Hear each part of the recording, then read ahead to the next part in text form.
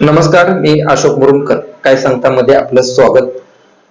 माजी आमदार संजय मामा शिंदे यांच्या नेतृत्वाखाली आज उपमुख्यमंत्री अजितदादा पवार यांच्या राष्ट्रवादीचा मेळावा झाला.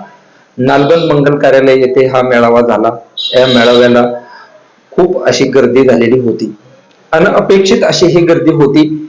या गर्दीमुळं शिंदे गटाचा नक्कीच उत्साह वाढल्याचं चित्र यामुळं निर्माण झालेलं आहे. या मेळाव्याची अनेक करमाळा शहरात देखील चर्चा होती. या मेळाव्याला लोक येतील का? कारण विधानसभेत शिंदे यांचा पराभव झाला, त्यानंतर आदिनाथ सहकारी साखर कारखाना निवडणुकीत पराभव झाला, त्यामुळे या मेळाव्यात नेमकं किती लोक येतील याकडं सर्वांचं लक्ष लागलेलं होतं. मात्र आपण जर काही मेळाव्याचे फोटो पाहिले असतील तर त्यावरून लक्षात येईल की मेळाव्याला गर्दी होती. या मेळाव्यामुळे साहजिकच शिंदे यांचा विश्वास वाढलेला आहे आणि कार्यकर्त्यांचा देखील उत्साह वाढला असल्याचं चित्र या निमित्ताने निर्माण झालेलं आहे. आगामी जिल्हा परिषद आणि पंचायत समिती निवडणुकीच्या पार्श्वभूमीवरती हा मेळावा महत्वाचा मानला जात होता. या मेळाव्यामध्ये अनेकांनी भाषणं केली. या मेळाव्यात सर्व कार्यकर्त्यांना शिंदे गटाच्या या मेळाव्याच्या संयोजकांनी बोलण्याची संधी दिली होती. त्यामुळं सर्वांनी मनमोकळेपणाने या मेळाव्यात आपली मनोगत व्यक्त केली. यामध्ये सर्वांनी शिंदे यांचा पराभव का झाला, आपण नेमकं कुठे कमी पडत आहोत याबाबत चर्चा विनिमय करण्यात आलेला आहे आणि येणाऱ्या निवडणुकीत नेमकी कशी रणनीती असावी याबाबत देखील अनेकांनी मनोगत व्यक्त केली. आणि दुसरा म्हणजे यामध्ये नेमका उमेदवार कोण असावेत याबाबत देखील अनेकांनी भाषणं केलेली आहेत. यामध्ये सर्वात महत्वाचं म्हणजे या मेळाव्याच्या निमित्ताने माजी आमदार संजय मामा शिंदे यांनी जे भाषण केलं ते भाषण आज सर्वांना भारावून टाकणारं भाषण ठरलेलं आहे. कारण शिंदे यांनी 2014 पासून 2024च्या पराभवापर्यंत सर्व प्रवास मांडलेला आहे.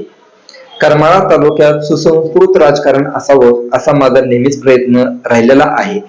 मी कधीही राजकारणात डावपेच केले नाहीत. विकासाचं राजकारण मी नेहमी करण्याचा प्रयत्न केला आहे असं त्यांनी सांगितलं. जिल्हा परिषदेचा अध्यक्ष असताना मी करमाळा तालुक्यातील सर्व गावांना निधी देण्याचा प्रयत्न केला. त्यानंतर 2019ला विधानसभेत गेल्यानंतर देखील 3,500 कोटीचा निधी आणला आणि विकासाचं राजकारण केलं. मी कधी हा कोणत्या गटाचा तो कोणत्या गटाचा याचा विचार केला नाही. मात्र काही मंडळींनी करमाळा तालुक्यातील राजकारण दूषित करण्याचा प्रयत्न केला असं यावेळी ते म्हणालेले आहेत. माझ्याकडून मात्र तसा कधीही प्रयत्न झालेला नाही असं त्यांनी सांगितलेलं आहे. याबाबत त्यांनी करमाळा कृषी उत्पन्न बाजार समिती निवडणुकीवेळी कसं माझ्याबाबत डावपेच करण्यात आले.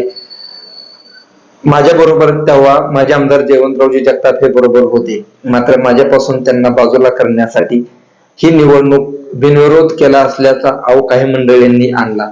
मात्र मी जी भाऊंना शब्द दिलेला होता तो शब्द मी पाळला. त्यांना ही निवडणूक बिनविरोध करण्याचा माझा देखील प्रयत्न होता असं त्यांनी सांगितलं. मात्र ज्यांनी ही निवडणूक आमच्यामुळे बिनविरोध झाली आणि आम्हाला तोडण्याचा प्रयत्न केला त्यांनी नगरपालिका निवडणुकीत काय केलं असा थेट प्रश्न त्यांनी यावेळी केलेला आहे. सावंत आणि भाऊ यांच्यात वाद लावण्याचा प्रयत्न विरोधकांनी केला. मात्र मी तसं कधीही केलेलं नाही असं त्यांनी यावेळी सांगितलेलं आहे. आदिनाथ सहकारी साखर कारखान्याची नेमकी काय परिस्थिती झालेली आहे. हा कारखाना मी सुरू करणार होतो, मात्र माझ्याकडे हा कारखाना आला नाही. राजकीय डावपेचातून हा कारखाना जो चालू करू शकत नाही त्यांच्याकडेच गेलेला आहे असं ते म्हणालेले आहेत. आता हा कारखाना आलेला आहे तर तुम्ही सुरू करा असं त्यांनी सांगितलेलं आहे. यावरून त्यांनी एकूण त्यांच्या संपूर्ण भाषणात आमदार नारायणआबा पाटील यांच्यावरती त्यांचा रोख असल्याचं दिसलं, त्यांच्यावरती निशाणा असल्याचं दिसलं. करमाळा तालुक्यातील दहेगाव उपसा सिंचन योजना बंद नलिकेचं काम का बंद आहे असा त्यांनी प्रश्न केला. या बंद नलिकेमुळे वाढीव 8 गावांना पाणी मिळणार आहे असं त्यांनी या ठिकाणी सूचित केलं. त्यानंतर सीना नदीवरील पुटेगाव बंधाऱ्याचं काम दुरुस्त करण्याचा निविदा झाली, मात्र ते काम सत्ता आल्यानंतर ह्यांनी का सुरू केलं नाही असे अनेक प्रश्न त्यांनी केले. त्यानंतर डिक्सलचा पूल असेल, जातेगाव टिंभुर्णी महामार्गाचा प्रश्न असेल, याबाबत त्यांनी अनेक प्रश्न केले. त्यानंतर करमाळा येथील प्रशासकीय भवन याचा देखील त्यांनी प्रश्न केला. ते म्हणाले या इमारतीचं उद्घाटन झाल्यानंतर त्यांना हवी ती जागा ते करू शकत होते. मला विरोध करायचा म्हणून त्यांनी विरोध केला. मात्र सध्या त्या प्रशासकीय इमारतीचं काम का नाही यांनी सुरू केलं, आंदोलन केलं, त्यांची आता सत्ता आहे, त्यांनी हे काम करावं असं त्यांनी या ठिकाणी सांगितलेलं आहे. एकूणच त्यांनी करमाळा तालुक्यातील जी विकास कामांबाबत त्यांनी केलेला प्रयत्न आणि ती कामं कशी हाणून पाडली जात आहेत याबाबत त्यांनी त्यांच्या भाषणात मुद्दे मांडलेले आहेत.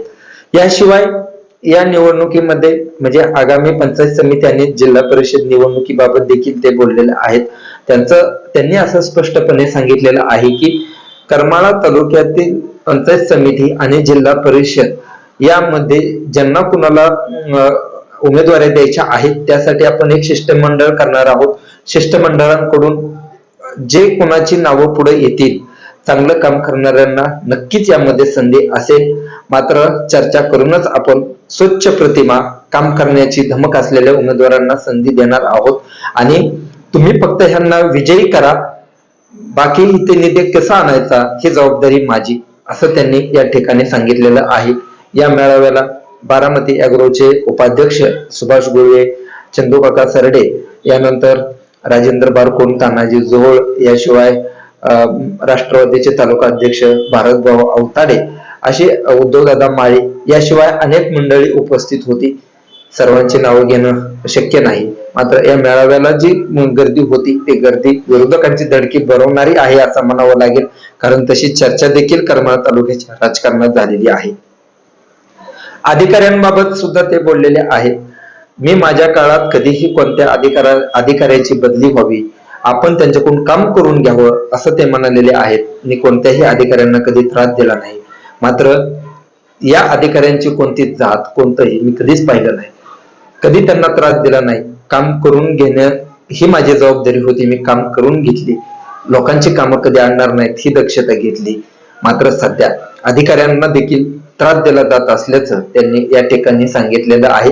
अर्थातच गेल्या हिवाळी अधिवेशनात तहसीलदार शिल्पा ठोकळे यांच्याबाबतचा जो हक्कभंग प्रस्ताव दाखल करण्याचा आमदार नारायणआबा पाटील यांनी प्रस्ताव दाखल केलेला आहे, त्यावरती अप्रत्यक्षपणे माजी आमदार संजय मामा शिंदे हे बोललेले आहेत. मात्र या कार्यकर्त्यांमध्ये या मेळाव्यामुळे उत्साह वाढलेला आहे. येणाऱ्या काळात त्याचा कसा परिणाम होणार आहे हे पाहावं लागणार आहे. तुम्हाला हा व्हिडिओ कसा वाटला मला कमेंट बॉक्स मध्ये सांगा. या मेळाव्याबाबत नेमकं तुमचं काय मत आहे ते देखील आम्हाला कमेंट बॉक्स मध्ये सांगा. धन्यवाद.